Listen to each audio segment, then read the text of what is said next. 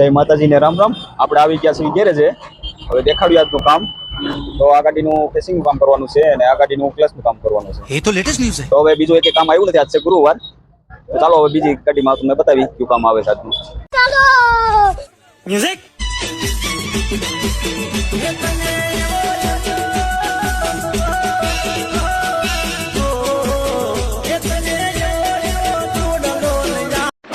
એક બીજી ગાડી આવી ગઈ છે, ચેન ટાઈટ કરવા આવી છે હરીશાથી. તો હાલો આપણે એની ચેન ટાઈટ કરીને બીજી ગાડીમાં ગોઠવીએ. મ્યુઝિક.